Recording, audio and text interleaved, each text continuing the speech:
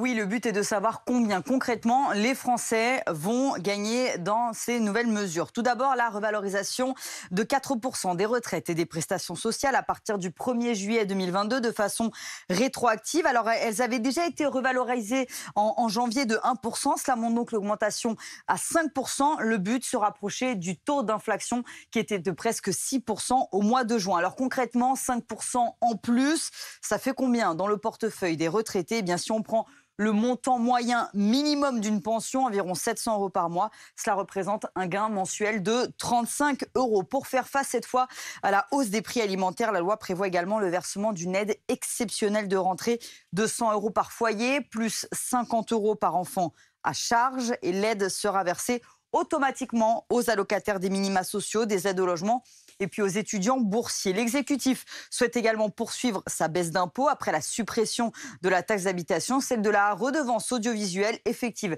dès cet automne, un gain pour les ménages de 138 euros.